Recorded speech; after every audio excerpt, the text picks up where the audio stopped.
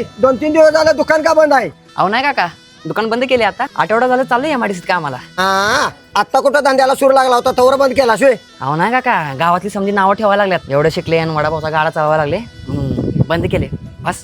Little boy, लोकांचं काम आहे ते बोलणारच, पण लोक फक्त नावं ठेवाय येतात, घर चालवाय नाही. अय वडापाव इकडे. बोला की दादा, काय झालं? अरे लय झालं, गाडा नाही लावलास गावात, काय बंद केलास का काय? अहो नाही काका, बंद बिन नाही केला. आपल्या गावामध्ये कसं लय गिरायक होत नव्हतं ना, म्हणून आता मी काय करते, ज्या वारी जगावचा बाजार असतो का नाही तिथे जाऊन गाडी लावती. म्हणजे कसं बाजारामुळे लय धंदा होती माझा. चांगलाय बाळा, चांगलाय. आधी गावात नाव बुडवत होतास, आता तालुक्यात बुडवायला लागलाय. अरे हे काय सुधारणेतली केस नाही. जा बाळा, जा हॉस्टेल जाऊन वडापाव विकतो जा. दिर्या इकडे ये. अहो बोला काका. अरे ते सगळं सोड, धंदा कसा चाललाय तुझा? अहो तुमच्या आशीर्वादाने एक नंबर चाललाय काका. आता आष्ट्यामध्ये एक नवीन नाश्ता सेंटर टाकायचं म्हणतोय बघा. लिटल बॉय, मी आधीच तुला सांगितलं होतं की आयुष्यामध्ये कुठलंही काम छोटं नसतंय. काम हे कामच असतंय आणि जो मन लावून काम करतो त्याचं नाव झाल्याशिवाय राहत नाही. होय काका, एकदम बरोबर आहे तुमचं.